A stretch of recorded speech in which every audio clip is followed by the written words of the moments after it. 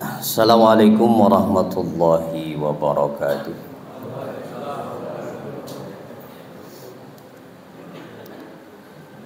Bismillah, alhamdulillah, wassalatu wassalamu ala rasulillah wa ala alihi wa sahbihi wa man walah.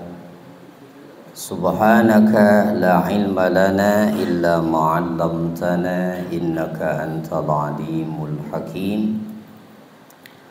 Wa la haula wa la quwwata illa billahil aliyyil azim. Allahumma iftah lana hikmatak wanshur 'alaina rahmatak min khazaini rahmatika ya arhamar rahimin.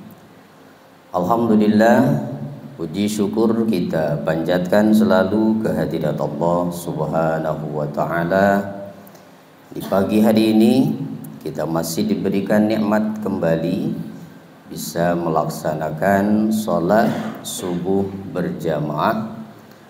Dan hari ini insya Allah kita akan melaksanakan puasa hari ke-16 ya. Tidak terasa sudah 15 hari. Mudah-mudahan 15 hari yang sudah kita lalui, ibadah kita diterima oleh Allah Subhanahu wa ta'ala. Puasanya, tarawihnya, baca Al-Quran dan lain sebagainya. Mudah-mudahan kalau 15 hari sudah lulus kita melewatinya, insya Allah separuh perjalanan terakhir semakin baik lagi ya, walaupun ujiannya makin berat ya, makin berat. Tapi di 10 hari terakhir inilah keutamaan Ramadan itu. Kalau bulan Zulhijjah keutamaannya ada di 10 hari pertama. Nah, sehingga disebutkan bahwa Asyru Dzulhijjah, 10 hari pertama Dzulhijjah itu adalah hari-hari terbaik dalam perjalanan 1 tahun. Karena di situ berkumpul segala macam bentuk ibadah. Nah, puncaknya adalah haji dan kurban. Nah, tapi di Ramadan puncaknya itu ada di 10 hari terakhir. Ya, bukan 10 hari pertama. Nah, tapi yang bertahan sampai akhir hanyalah mereka yang berpuasanya betul-betul karena iman. Ya, kalau yang berpuasanya hanya sekedar untuk menghargai yang lain puasa gitu, ya ikut puasa sekedar untuk menghargai, ya mungkin hanya bertahan seminggu saja. Ya, sudah biasa lagi kita menjelang akhir itu orang-orang yang bebas makan dan minum toh. Betul nggak? Iya. Itu bahkan kita yang puasa yang dituntut menghargai mereka. Luar biasa ya. Nah, pagi ini kita akan melanjutkan pembahasan sebelumnya. Nah, kalau pembahasan sebelumnya hari Kamis yang lalu, kalau tidak salah ya. Nah, itu membahas tentang hal-hal yang membatalkan puasa. Masih ingat Pak? Ada berapa? 9 ya. Nggak usah saya tes ya, saya percaya insya Allah masih ingat. Nah, sekarang pembahasan kita tentang orang-orang yang boleh untuk tidak berpuasa. Wah, asik ya. Nih, orang-orang yang boleh untuk tidak berpuasa. Itu juga sama, ada 9 Pak. Ada 9. Nanti kita lihat ya, apakah salah satu dari 9 poin ini kita ada peluang masuk di dalamnya begitu. Nah, sehingga boleh untuk tidak puasa. Nah, sebelum membahas itu, nah kita pahami dulu tentang kedudukan puasa Ramadan ini. Ya, sebagai seorang muslim tentunya semua di antara kita meyakini bahwa puasa Ramadan adalah bagian dari rukun Islam, ya. Karena hukum puasa Ramadan adalah wajib.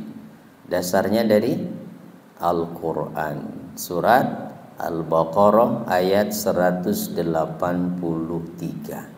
Tidak ada seorang pun yang mengingkari wajibnya puasa, dan ia termasuk salah satu 5 dasar agama kita. Maka yang mengingkari wajibnya puasa hukumnya kafir. Nah, jadi orang yang tidak berpuasa dengan alasan bahwa puasa itu tidak wajib, menolak wajibnya puasa, ya berarti hukumnya kafir, murtad. Nah, jadi ini yang pertama, ya, kedudukan puasa itu adalah wajib, tidak boleh tidak, dan hanya 1 bulan dalam 1 tahun. Siapapun. Nah, di awal Islam memang seperti disebut di surat Al-Baqarah 184, di ujung ayatnya ada pernyataan wa 'alal ladzina yutiqunahu fidyatun, apa lanjutannya? Ta'amu miskin. Wa 'alal ladzina yutiqunahu, dan bagi orang yang sanggup berpuasa tapi memilih untuk tidak puasa boleh, tapi diganti dengan fidyatun ta'amu miskin, memberikan fidyah dengan memberi makan seorang miskin. Dulu itu di awal-awal diwajibkannya puasa berlaku ketentuan seperti itu. Siapa saja. Jadi artinya masih boleh memilih nih, mau puasa atau mau bayar fidyah. Nah, tetapi kemudian ketentuan ini dinasakh dengan turunnya kemudian ayat 185 yang menjelaskan waktu diwajibkannya puasa. Di ayat 183 kan hanya menyatakan diwajibkan berpuasa atas kalian. Nah, waktunya belum dijelaskan kapan. Nah, kemudian muncullah 185 menetapkan waktunya. Kapan waktunya? Syahrul Ramadan. Ramadan yang mana? Alladzi unzila fihil Qur'an. Nah, maka pernyataan berikutnya apa? Faman syahida minkumus syahra falyasum. Siapa saja yang mengetahui masuknya bulan Ramadan, wajib dia berpuasa tanpa kecuali. Nah, jadi nggak berlaku lagi yang tadi itu, ya, yang bahwa boleh memilih antara puasa atau bayar fidyah. Kalau masih boleh, enakan orang kaya gitu. Nah, sudah siapkan saja fidyah untuk 1 bulan dah. Tetapi hukum fidyah ini nanti masih berlaku bagi orang-orang tertentu yang memiliki uzur. Nah, ini yang nanti akan kita bahas. Ya. Siapa saja orang-orang yang dibolehkan untuk tidak berpuasa? Pertama, anak kecil. Ya, bukan orang kecil ya. Anak kecil. Siapa anak kecil itu? Ya, anak kecil artinya adalah orang yang belum balik. Apa ketentuan balik? Ciri balik itu gimana? Kalau laki-laki biasanya mimpi, ya. Ya, mimpi apa? Ya, mimpi enak. Ya. Mimpi buruk. Ya, walaupun nggak sampai basah, Pak. Ya. Ya kan ihtilamnya yang dinilai itu. Jadi kalau anak udah mulai mimpi, berarti kan dia sudah mulai berpikir ke arah sana. Itu sudah balik. Itu mimpi. Kalau perempuan haid, ya. Haid. minimal usianya 9 tahun untuk keluarnya darah haid itu. Nah, kalau laki-laki 10 tahun, ya 10 tahun udah mulai mimpi dia. Nah, kalau darah haid ini ketentuannya minimal 9 tahun. Itu baru dianggap haid. Di bawah usia 9 tahun, jika keluar darah, maka itu dihukumi istihadah, penyakit, bukan haid. Ya, jadi 9 tahun hijriyah, tapi ya hitungannya bukan masehi. Ya, perhitungan umur itu dalam menentukan hukum yang dipakai adalah hijriyah. Nah, jadi harusnya kita memang membiasakan seperti itu, Pak. Ya, jadi kalau Ramadan saja kita menggunakan patokan hijriyah, nah, mestinya ya kelahiran anak juga kita gunakan patokannya hijriyah. Walaupun akte yang nggak bisa pakai tanggal hijriyah, tapi kita mestinya mencatat, karena akan beda kan umurnya. Kalau dihitung pakai tahun hijriyah, beda berapa hari? 11 hari bedanya. Ya, coba Bapak Ibu catat nggak anak-anak yang lahir itu tanggal hijriyah tanggal berapa? Rata-rata enggak ya. Nah, tapi bisa dihitung kok, ya, bisa dicari itu. Ya, di aplikasi kalender kan ada kalender hijriyah. Ya udah tinggal hitung mundur aja. Tahun berapa, bulan apa, tanggal berapa. Nah, itu berarti tanggal hijriyahnya tanggal berapa. Bahkan lebih bagus lagi kalau yang suka merayakan hari kelahiran, nah, pakai hijriyahnya begitu. Nah, supaya kita mulai membudayakan kalender kita, ya, hijriyah itu. Jangan hanya memanfaatkan hijriyah itu tahunya kalau puasa aja dengan lebaran haji itu ya. Baik.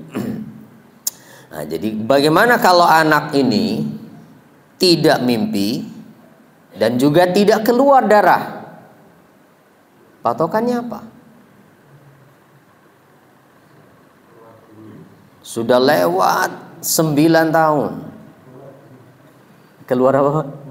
Bulu. Iya. Suara berbeda ya. Jika dua hal tadi tidak ditemukan pada anak, karena ada Pak, anak itu sudah lulus SMP, sudah masuk SMA, anak perempuan belum keluar darah haid. Ada yang begitu. Ya. Maka yang menjadi patokan jika dua ciri tadi tidak ada adalah usia 15 tahun. Maka siapapun anak yang sudah usia 15 tahun, apakah dia sudah keluar darah haid ataupun belum, apakah dia pernah mimpi atau tidak, berarti dihukumi balik. 15 tahun. Ya, 15 tahun batasnya. Itu usia balik, Pak. Kalau usia nikah? Usia nikah berapa, Pak, di kita, Pak, di Indonesia? Hah? Berapa? Ya, kalau di negara yang lebih 21 berapa itu ya. Tapi kalau secara syariat sebetulnya kalau sudah balik udah bisa nikah. Baik, ini yang pertama. Maka siapapun anak yang belum usia balik berarti dia boleh untuk tidak puasa. Tapi wajib orang tua mendidik anaknya membiasakan puasa. Sejak kapan? Nah, sejak kapan? Ya, kalau mau dikiaskan kepada sholat, ada perintah Nabi agar memerintahkan anak sholat itu usia berapa? 7 tahun. Ya. Muru auladakum bis salati wa hum sab'u sinin. Perintahkan anak kalian untuk sholat ketika mereka berusia 7 tahun. Artinya ya usahakan kalau sudah 7 tahun itu sudah mulai puasa, bukan puasa-puasaan. Kalau di bawah 7 tahun ya puasanya sampai zuhur, sampai asar, nggak apa-apa. Tapi kalau sudah 7 tahun, usahakan sudah full sampai maghrib. Bisa nggak? Bisa. Bisa. 5 tahun aja udah bisa kok. Ya. Tergantung kita orang tuanya. Ya, tergantung kita orang tuanya. Iya. Oke, jadi siapapun anaknya kalau belum balik maka belum wajib atau tidak berdosa seandainya dia tidak puasa, tapi wajib dididik agar terbiasa mengerjakan puasa. Nah, jika dikiaskan kepada sholat itu mulai usia 7 tahun. Ya, 7 tahun sudah terbiasa anak melakukan puasa. Konsekuensinya apa? Kalau anak ini belum balik tidak puasa, tidak ada konsekuensi apa-apa. Tidak dianggap berdosa. Seandainya anak itu puasa, untuk siapa pahalanya? Ya insya Allah untuk orang tuanya, Pak. Ya, karena dia kan belum dihitung, berarti belum balik kan. Nah, maka insya Allah untuk orang tuanya pahalanya itu.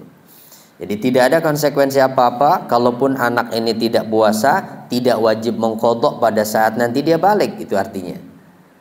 Kenapa? Karena hitungan syariat, aturan agama mulai berlaku ketika dia balik. Ketika dia balik, baru itu disebut mukallaf. Ya, apa mukallaf itu?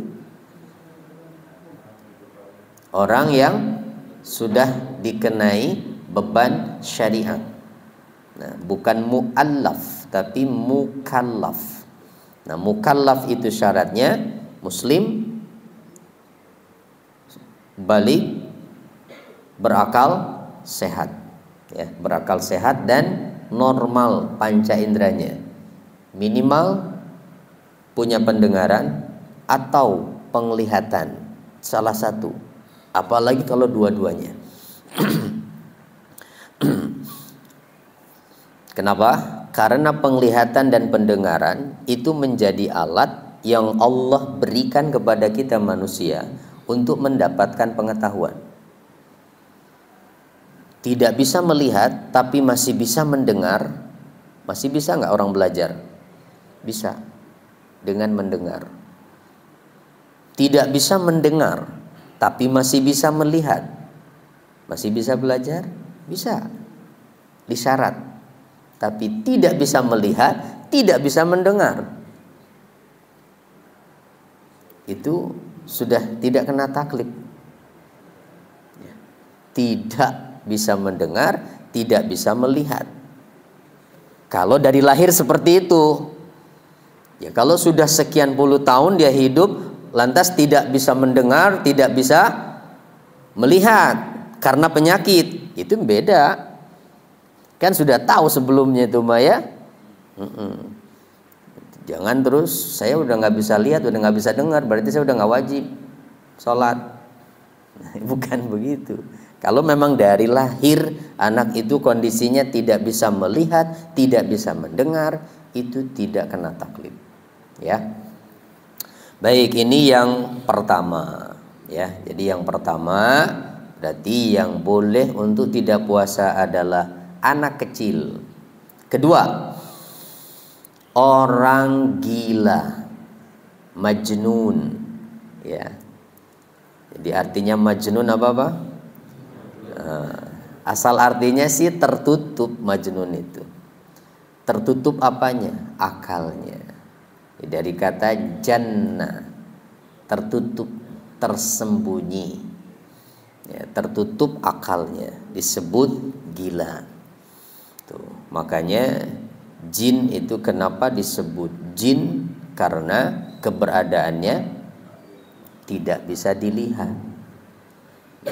Bayi di dalam perut ibu disebut janin karena tidak tampak, tidak bisa dilihat. Akar katanya sama, dari jannah, ya, janin. Baik. Jadi yang kedua adalah orang gila. Para ulama membagi kategori gila itu menjadi dua. Gila tidak disengaja dan gila disengaja. Ya wallahu alam ya. Contohnya seperti apa gila disengaja itu? Normal tapi diupayakan sekian menjadi gila begitu. Nah, ya kalau gilanya ini tidak ada unsur kesengajaan, maka tidak wajib puasa, bahkan puasanya juga tidak sah karena tidak memenuhi syarat dan tidak wajib qadha. Ya, kalau ada orang gila yang memang tidak ada unsur kesengajaan, walaupun nanti misalnya diterapi sampai sembuh, maka tidak ada kewajiban dia untuk mengqadha puasa pada saat gilanya itu sembuh. Ya, misalnya begitu. Kalau tidak ada unsur kesengajaan. Tapi kalau ada unsur kesengajaan dengan melakukan hal-hal tertentu yang dengan sengaja yang menyebabkan dia menjadi gila, stres. Nah, maka yang seperti itu wajib qadha pada saat nanti dia sembuh dari gilanya. Nah, ini yang kedua, orang gila, ya. Ya insya Allah kita nggak ada yang termasuk kategori itu. Ya. Jadi yang suka pada mampir siang-siang di warung itu pasti bukan anak kecil kan? Iya, bukan anak kecil itu, orang pada dewasa kok. Jadi kemungkinannya apa itu ya? Nah, ya kita lihat dulu kan baru dua, baru dua ini. Yang kedua adalah orang gila. Ketiga, orang sakit. Nah, faman kana minkum maridhan, dasarnya orang sakit. Orang sakit boleh tidak puasa. Pertanyaannya, sakit macam apa?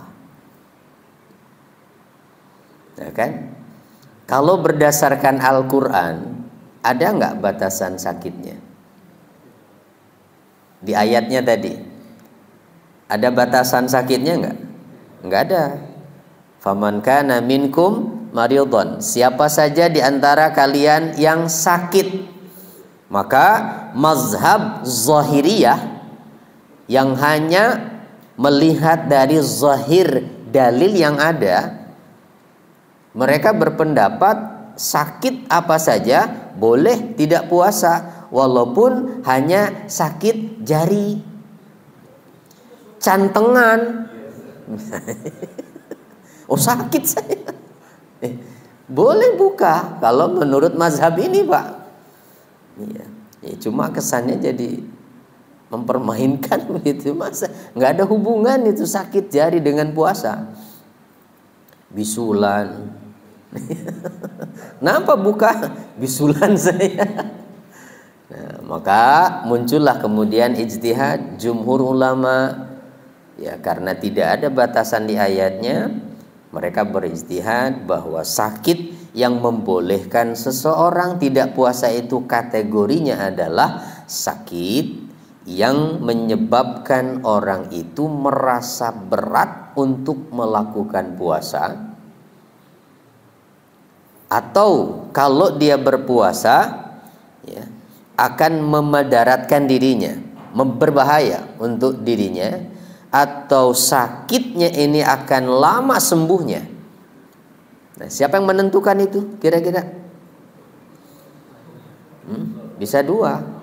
Ya pertama dokter yang ahli, itu lebih bagus lagi yang muslim yang paham, atau ya dia sendiri berdasarkan pengalamannya pernah melakukan puasa kemudian tersiksa kondisinya, tidak kuat, lemah dan lain sebagainya.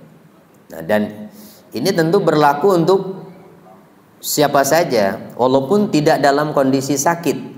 Kalau merasa lemah dengan berpuasa, tidak sanggup melanjutkan, tidak boleh dipaksakan. Ya, tidak boleh dipaksakan. Ya, tapi ada standarnya, Pak ya. Lemah itu ya. Kalau cuma lemes, umumnya orang puasa juga lemes kan. Ya, lemah itu artinya bisa sampai pingsan begitu. Ya, misalnya. Baik, jadi itulah sakit yang boleh tidak puasa. Kemudian untuk menentukan nanti kompensasinya kalau dia tidak puasa, nah, gantinya apa? Kalau di ayatnya apa? Faman kana minkum maridun aw ala safarin fa'iddatun min ayyamin ukhar. Nah, maka ia wajib mengulang puasanya. Nah, mengulang puasa di bulan Ramadan namanya apa? Qadha. Nah, tapi tidak serta-merta orang sakit yang tidak puasa wajib qadha, karena ada dua macam. Pertama, sakit yang sifatnya umum. Sakit yang jenis sakitnya ini masih ada harapan sembuh. Umumnya sakit seperti itu. Maka kalau bentuk atau jenis sakitnya ini adalah sakit yang masih ada harapan sembuh, wajib qadha. Kapan qadhanya? Ya saat nanti sembuh dari sakitnya. Tapi kalau orang yang sakit yang menurut dokter bahkan sakitnya sudah bertahun-tahun, ini nggak ada harapan sembuh lagi, bahkan kemungkinan akan semakin parah sakitnya, tidak ada harapan sembuh, maka orang seperti itu kalau tidak puasa bayarnya apa? Fidyah. Ya, itu fidyah, bukan qadha. Kenapa? Karena tidak ada kemungkinan untuk dia mengqadha. Sebab menurut dokter ini tidak ada harapan sembuh. Oke, sekarang saya tanya, kalau ada kasus begini Pak, misalnya saudara kita sakit demam berdarah, dirawat di rumah sakit selama seminggu. Selama seminggu itu dia nggak puasa, tuh, di rumah sakit. Kemudian hari ke-8 sudah membaik kondisinya dan dibolehkan pulang. Hari ke-9 meninggal dunia. Dia nggak puasa 7 hari. Ya. Gantinya apa tuh? Ayo. Gantinya apa? Hutang orang itu apa? Nah, itu pertanyaannya. Hah?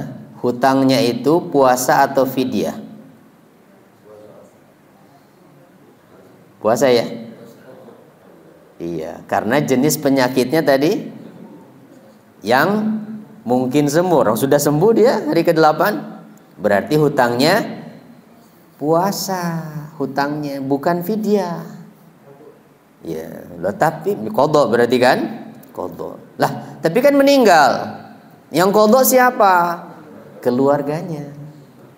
Ahli warisnya. 7 hari berarti nih almarhum harus qadha puasa. Enggak harus 7 hari. Ajak 7 orang ahli waris. Yuk kita bareng-bareng puasa nih. Niatnya qadha untuk almarhum. Selesai. Jadi 7 orang bareng-bareng puasa 1 hari. Boleh nggak orang lain yang minta untuk puasanya? Nih keluarga ada yang mau misalnya. Keluarganya nggak ada yang mau. Boleh nggak minta tolong orang lain? Boleh. Minta tolong santri misalnya, tolong nak puasa ya 7 orang 1 hari. Ya, kalau minta tolong orang lain tentunya Oh iya dong. Ada jasanya. Ya paling nggak diajak bukanya bareng nanti di rumah gitu. Kemudian nah itu ya.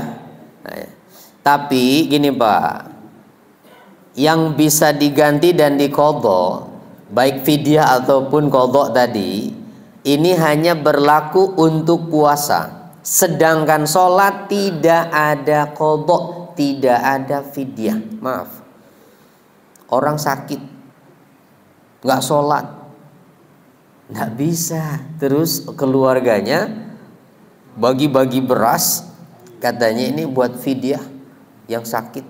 Ya selama sakit dia nggak sholat, nggak bisa, nggak ada ceritanya. Fidyah untuk mengganti sholat itu tidak ada. Ya, jadi fidyah hanya berlaku untuk puasa. Kenapa? Karena sholat dalam kondisi apapun, walaupun sakit tetap wajib. Nah, ini masalahnya berarti yang harus paham adalah yang merawat orang yang sakit. Jangan sampai dibiarkan yang sakit ini tidak sholat. Ya, tidak sholat. Kan aturannya kalau tidak mampu berdiri boleh duduk. Kalau tidak sanggup duduk berbaring menyamping kanan. Kalau tidak bisa telentang dengan wajah menghadap ke arah kiblat, diangkat itu di bagian kepalanya dengan berarti kakinya menjulur ke arah kiblat jika memungkinkan. Ya, kalau ruangannya ruangan VIP di rumah sakitnya misalnya, cuma sendiri itu tempat tidurnya, bisa diarahkan seperti itu. Kalau enggak, satu ruangan ada 6 orang di situ, ngadepnya juga enggak ke arah kiblat, tidak apa-apa. Yang penting sholat saja, walaupun tidak menghadap ke arah kiblat. Ya, yang penting sholat. Sudah tidak bisa lagi telentang dengan isyarat. Tar dulu belum disolatin Pak. Dengan isyarat kepala, nggak bisa lagi isyarat kepala dengan kedipan mata. Ya, kedipan mata udah nggak bisa. Ya kan berarti udah nggak bisa, tinggal disolatin tuh mah. Ya, nah itu Pak batasannya. Kalau sholat mah nggak ada ceritanya diganti fidyah ya. Tapi kita masih menemukan tuh ada orang meninggal tuh bagi-bagi beras katanya fidyah. Ya mungkin kalau itu mengganti puasanya mungkin ya. Oke, jadi ini yang keberapa tadi? Satu anak kecil, kedua orang gila, ketiga orang yang sakit ya. Yang ketiga itu orang yang sakit. Keempat orang yang lanjut usia. Orang lansia, kita nyebutnya lansia ya. Bukan orang tua. Kalau orang tua mah banyak orang tua di sini ya. Kalau kalau tua itu standarnya berapa tahun Pak usianya? Kalau 40 ya itu belum tua ya. 40 tuh masih disebutnya masih pemuda itu ya. 40.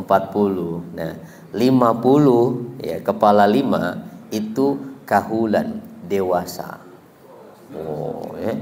Jadi 50 tuh dewasa Pak. Nah, 60 itu baru tua. Disebutnya syaikhukhah usianya itu. Orangnya disebut syekh. Oh. Jadi kalau yang udah 60 udah jadi syekh tuh Pak. Tapi syekhnya bukan guru besar.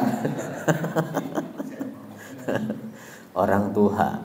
Nah, orang tua yang tidak lagi sanggup untuk berpuasa, bagaimana hukumnya? Boleh tidak puasa, tapi ada konsekuensinya. Apa gantinya? Qadha atau fidyah? Ya fidyah. Kapan mau qadhanya? Orang makin tua. Iya. Jadi tidak ada kemungkinan untuk dia mengqadha karena semakin tua. Maka orang yang lanjut usia ini berarti berlaku ayat yang tadi itu yang sudah tidak sanggup berpuasa. Maka fidyatun ta'amu miskin. Nah, tadi belum dibahas standarnya fidyah itu berapa sih? Sebelumnya udah saya sampaikan belum? Fidyah itu berapa? 1 mud. 1 mud itu berapa? 6,7 ons. Jadi nggak sampai 1 kilo atau 1 liter itu. Ya, 6,7 ons. Ya kalau mau digenapkan biar gampang hitungnya ya 1 liter gitu. Intinya mah 1/4 dari standar ukuran yang biasa kita berikan untuk zakat.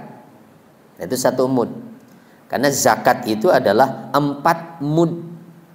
Ya, zakat itu 4 mud. Nah, 1/4-nya itu adalah untuk fidyah. Gitu ya. Nah, cara menghitungnya. Jadi kalau mau kita patok dibulatkan supaya mudah menghitungnya, ya udah 1 liter berarti. Ya. Berarti kalau punya orang tua yang sudah lanjut dan tidak mampu puasa, berarti anaknya wajib menyisihkan untuk fidyahnya per hari 1 liter. Kapan diberikannya? Ya mau per hari boleh, silahkan diberikan langsung kepada yang berhak. Ya, sama mustahiknya seperti mustahik zakat. Atau mau dikumpulkan saja, diakumulasi nanti dalam 1 bulan, boleh langsung atau dititipkan melalui panitia-panitia zakat yang ada, boleh ya. Nah kalau fidyah masih ada Pak ya, orang yang bayar fidyah masih ya. Nah yang belum pernah itu kan yang bayar kifarat, saya sampaikan itu. Nah, saya mau bayar kifarat Pak, kecolongan belum ada itu. Belum pernah ada. Nah, jadi yang keempat adalah orang yang lanjut usia yang sudah tidak lagi sanggup untuk berpuasa. Nah, kalau yang pikun gimana? Jadi yang sudah lewat lanjut itu kan pikun. Gimana kalau yang pikun, Pak? Tidak wajib puasa. Ya, karena ya sudah ya, fungsi akalnya sudah tidak normal ya.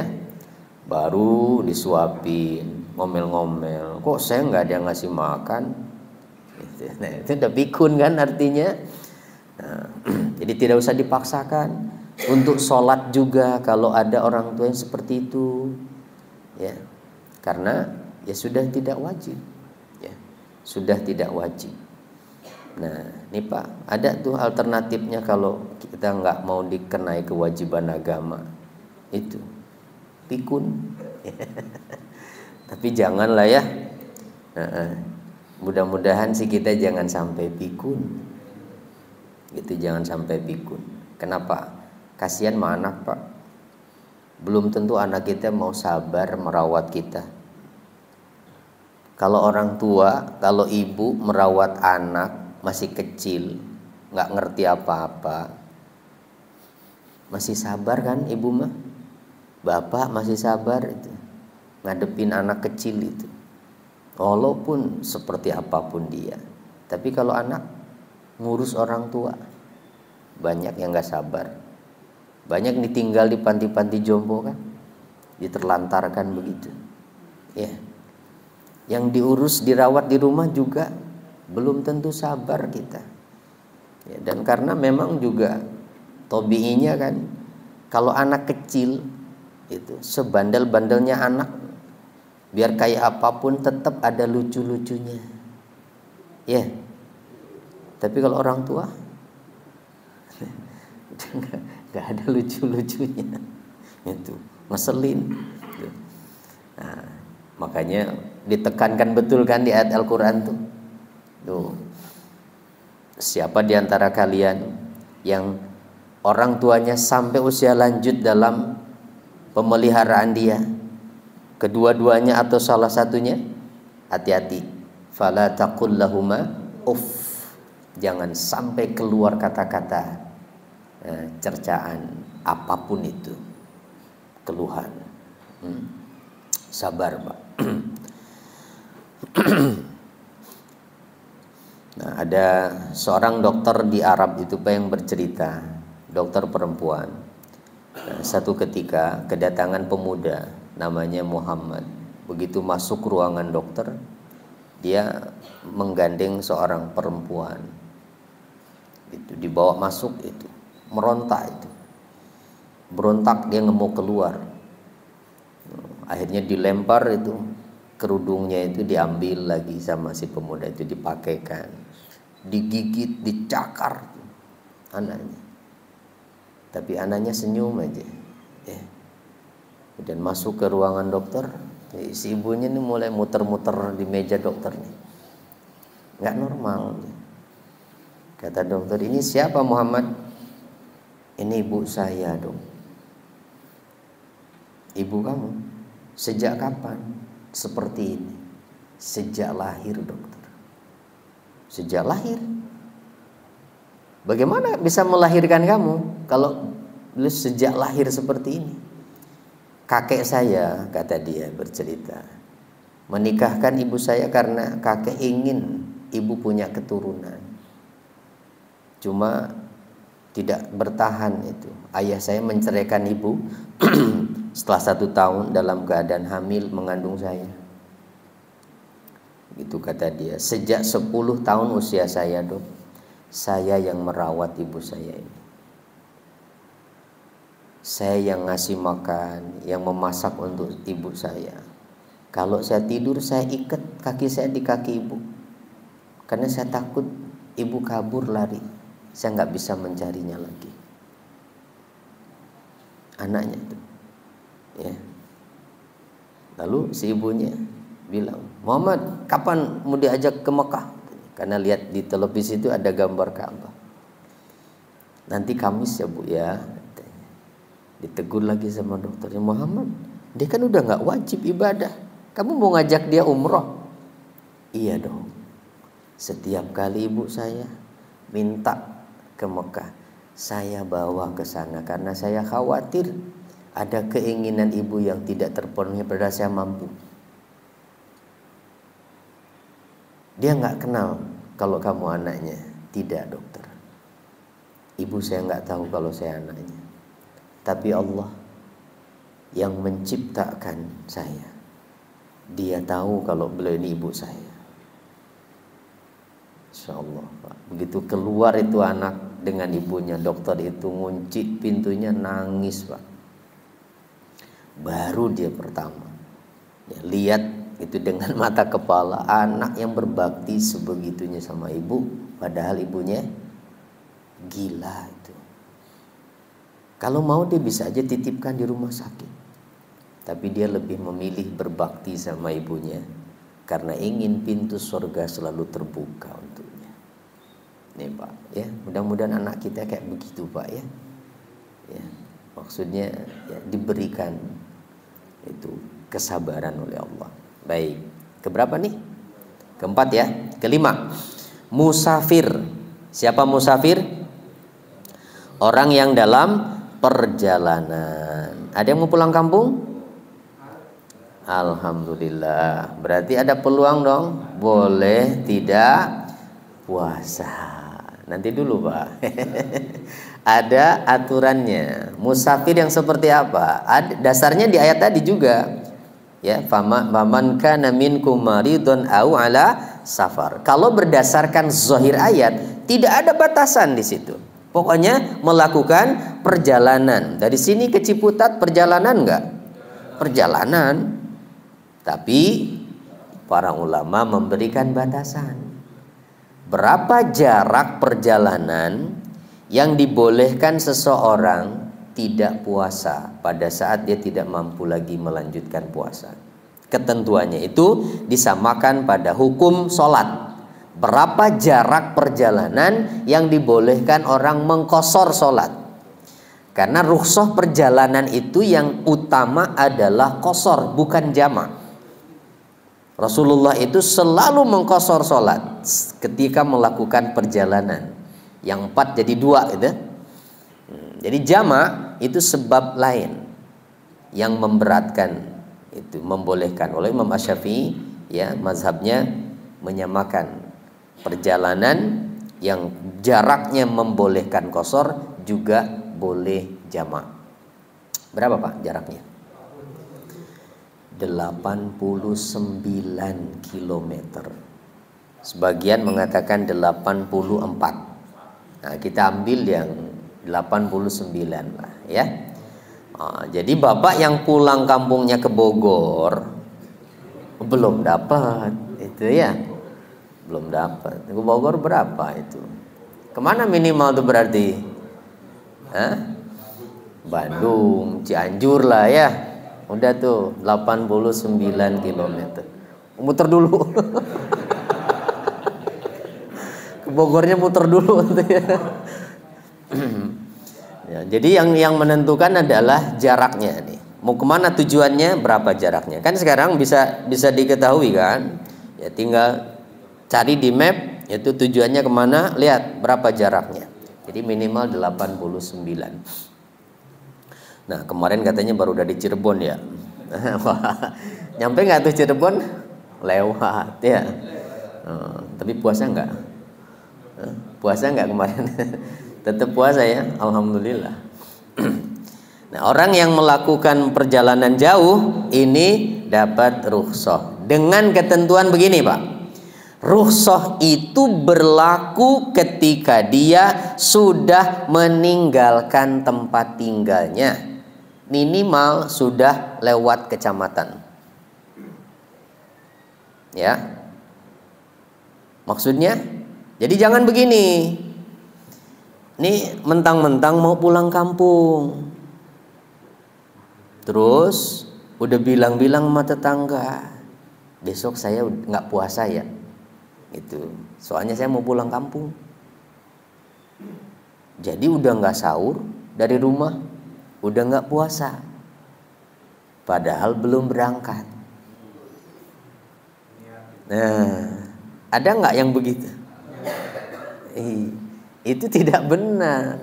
Karena Rasulullah SAW dalam riwayatnya pernah melakukan perjalanan saat di bulan Ramadan itu dari Madinah itu dalam kondisi beliau berpuasa. Baru sampai di satu tempat namanya Qura al-Ghamim. Bahkan itu udah waktu asar Pak. Udah asar itu. Sebentar lagi maghrib kan. Hanya ada sahabat yang mengadu pada Rasulullah, ya Rasulullah, di antara kita ada yang sudah nggak kuat lagi puasa. Cuma mereka nggak ada yang berani buka, menunggu apa yang engkau lakukan. Akhirnya Nabi minta segelas air, ditunjukkan di hadapan sahabat lainnya, langsung minum. Udah asar itu. Lalu ada yang lagi mencerita, ya Rasulullah masih ada yang belum minum, padahal mereka udah nggak kuat. Apa kata Nabi? Ulaikal usad. Mereka itu orang yang durhaka. Jadi yang dalam perjalanan dapat rukhsah untuk buka kalau memang sudah tidak kuat, dan ketika memaksakan diri bahkan itu dianggap berdosa ya. Tapi itu kalau memang sudah tidak kuat lagi, betul-betul tidak kuat dan memaksakan. Jadi jangan itu nanti jadi polemik. Pada saat kita melakukan perjalanan, rombongan misalnya, ada yang buka, ada yang enggak. Terus saling mencela, ngapain buka?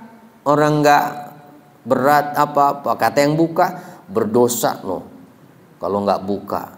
Nah, kan jadi enggak klop itu ya.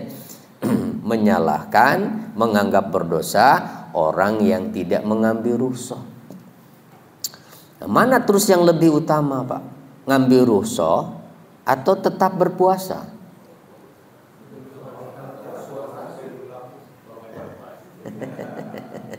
Ada sebagian ulama mengambil dalilnya hadis yang mengatakan bahwa Allah itu senang ketika rukhsahnya dilaksanakan. Iya, pernah dengar itu? Nah, ada yang mengambil dasar dalil itu sehingga berpendapat mengambil rukhsah lebih utama.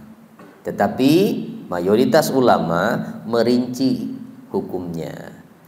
Jika kondisinya berat untuk melanjutkan puasa dalam perjalanan, maka yang lebih utama rukhsah ambil. Tapi kalau tidak berat untuk melanjutkan puasa, lebih utama tetap puasa.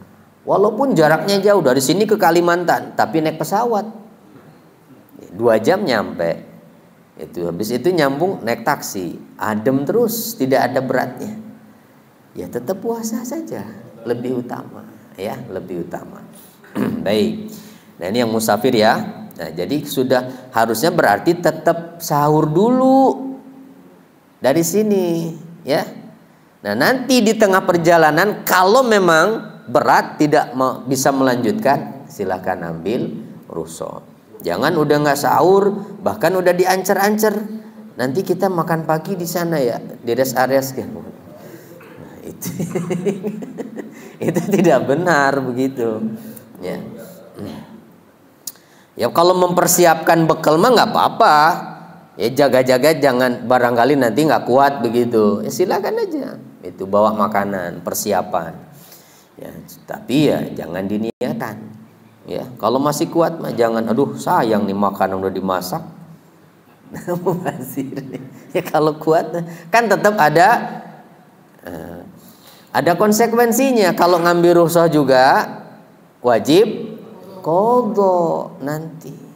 Ya, wajib qadha.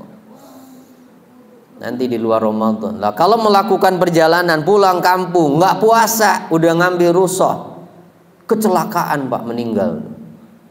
Gantinya apa? Ya sama seperti tadi, qadha, berarti yang mengqadha ahli warisnya. Ini yang kelima ya, musafir. Keenam dan ketujuh adalah wanita hamil dan menyusui.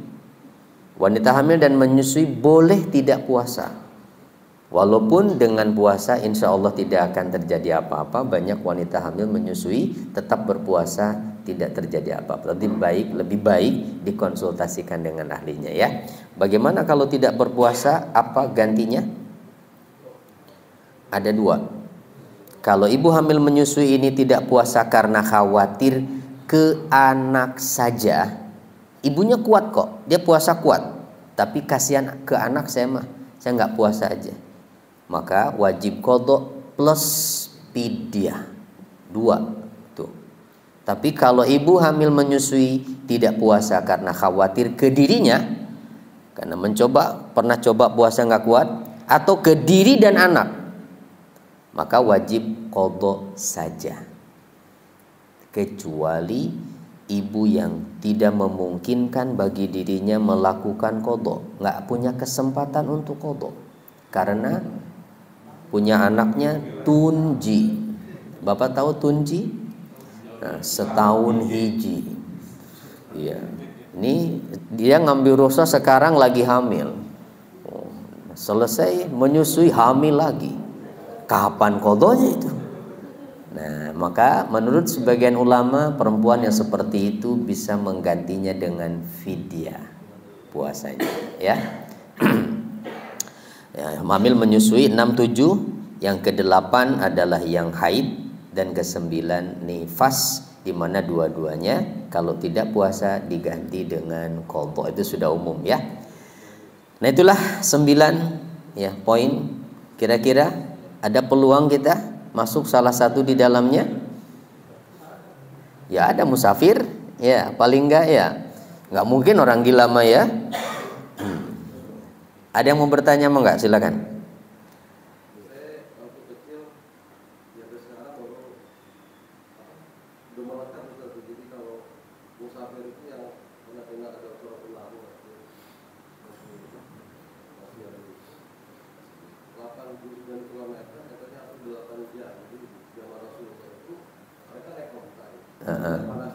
Iya.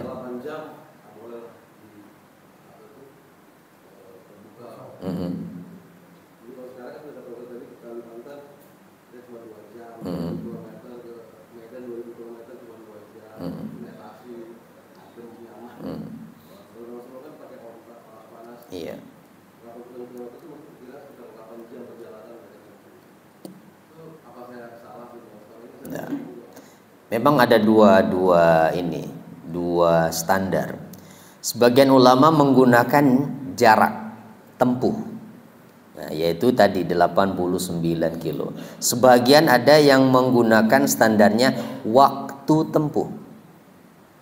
Nah, kalau waktu tempuh itu yang dibolehkan orang mengqashar sholat itu jika perjalanan yang ditempuhnya itu ya bisa mencapai 3 hari 3 malam dengan jalan kaki. Standarnya jalan kaki ya, 3 hari 3 malam. Walaupun dekat misalnya jaraknya, tapi dia harus melewati gunung. Nah, 3 hari 3 malam baru sampai. Itu masuk kategori di situ. Nah, kalau pakai waktu ya. Ya. Kalau 8 jam saya belum tahu tuh dasarnya ya. Tapi kalau yang para ulama itu 3 hari 3 malam. Waktunya ya. Tapi kalau Pak mau ngambil yang standarnya jarak ya tadi 89. Berarti kalau sudah 89 ke atas kita sudah termasuk yang dapat rukhsah ya. Ada lagi? Ya. Ya. Iya. Iya. Apa masih harus dijamak? Bukan harus ya, tetapi boleh. Bukan harus. Apa harus dijamak? Tidak harus. Kalau Bapak mau tetap normal saja sholatnya tidak apa-apa. Tapi kalau mau dijamak pun boleh. Mau diqashar pun boleh karena kita sudah termasuk kategori musafir. Nah, satu lagi yang belum saya bahas. Berapa lama ketentuan musafir itu berlakunya? Nih, Bapak pulang kampung kan? Berapa hari disebut musafir? 4 hari, Pak. Tapi begini, kalau Bapak dari sini belum menentukan mau berapa lama nanti di tempat tujuan di kampung, ya, belum ada ketentuannya. Saya nggak tahu di sana nanti berapa lama. Maka itu dihitung 1 hari, 2 hari, 3 hari, 4 hari. Nah udah, setelah itu berarti mukim hitungannya. Ya, jadi selama sebelum hari itu masih dihitung sebagai musafir. Tapi kalau dari sini sudah menentukan nanti saya di kampung 7 hari, nanti baru pulang. Kalau sudah menentukan tujuannya lebih dari 4 hari, maka begitu sampai di tempat tujuan itu sudah dihukumi mukim. Jadi nggak usah lagi ngitung 1 hari, 2 hari, 4 hari, nunggu 4 hari terus baru mukim. Tidak ya, kalau sudah menentukan lebih dari 4 hari. Ya. Ya. Itu kan sudah lebih dari 4 berarti kan? Iya, makanya begitu sampai sana hitungannya udah mukim, ya, mukim. Nah, kalau tidak niat mukim, maksudnya tidak niat untuk tinggal di tempat yang menjadi tujuan. Nah, ini ada ulama yang berpendapat begini, di luar dari pendapat tadi. Selama orang itu menuju satu tempat tidak untuk tujuan tinggal di sana, maka selama itu dia dihitung musafir. Ada yang berpendapat begitu, Pak. Ya, Bapak nih ditugaskan keluar kota sebulan misalnya. Nah, selama berada di sana, cuma kalau mau ngambil pendapat itu kan gak umum. Masa selama udah tinggal selama di sana sholatnya kosor terus begitu misalnya. Ya. Apalagi sholatnya di masjid, ini orang mazhab apa ini kan begitu nanti ya. Nah, ya.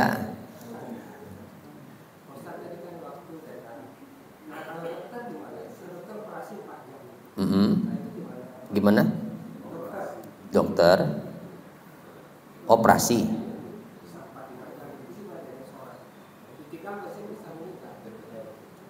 Maksudnya yang ditanyakan sholatnya. Jika memang tidak memungkinkan untuk sholat dulu, ya bisa ditunda sholatnya dan azam di hatinya nanti jam berapa sholatnya. Nah, jika tidak bisa menentukan itu dan memang terpaksa kondisinya, jika ditinggal justru akan mengancam, ini terancam nyawanya pasien ini, ya maka nanti sholatnya diqadha, ya itu termasuk uzur.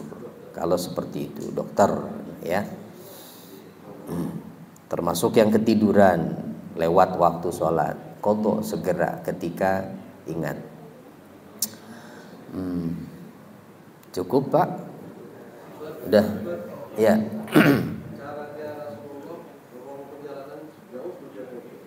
Maksudnya?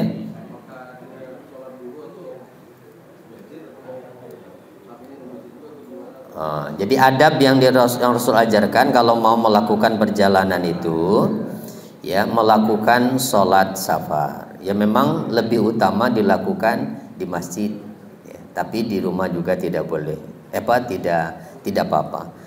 Begitu kembali pulang juga Rasulullah tidak langsung ke rumah, ya sampai pulang dari perjalanan ke masjid dulu sholat, baru kemudian ke rumah. Ini bukan hanya untuk perjalanan umroh atau haji saja sebetulnya, ya perjalanan jauh seperti itu adabnya. Dan yang Rasulullah ajarkan itu, kalau kita pergi jauh jangan pulangnya malam-malam mengejutkan orang yang di rumah, ya maksudnya apa?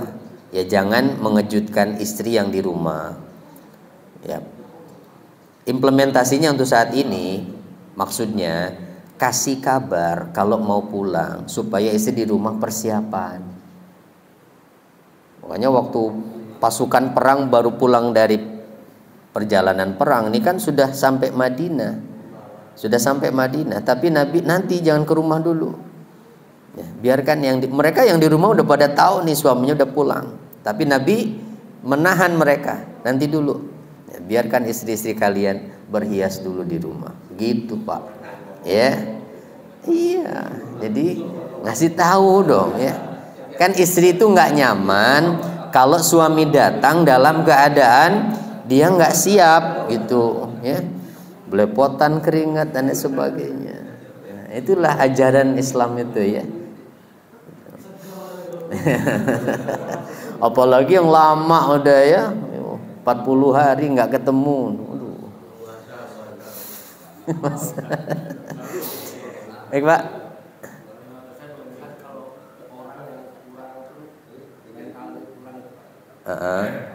Yang tidak normal.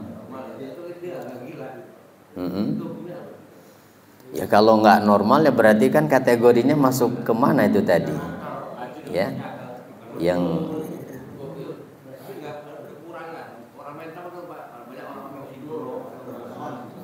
yang kayak autis gitu. Ya kalau masih bisa dibimbing, dilatih, ya asal diarahkan saja, tidak apa-apa, dilatih itu tetap. Ya cuma kan itu di luar kendali kita, ya kita nggak bisa memastikan dia bisa sempurna atau enggak ibadahnya, ya. Tapi insya Allah kalaupun tidak akan dimaafkan lah, karena itu bukan tidak di luar kendali kita, ya. Insya Allah dimaafkan kondisi orang-orang yang seperti itu. Tetapi kita yang mendampingi ya tetap kita mengajarkan, itu dilatih aja. Kita cukupkan dulu ya, sudah jam 6 lewat ini. Mohon maaf bila ada hal yang kurang berkenan. Kita tutup dengan kafaratul majlis. Subhanakallahumma wa bihamdika asyhadu an la ilaha illa anta astaghfiruka wa atubu ilaik. Assalamualaikum warahmatullahi wabarakatuh.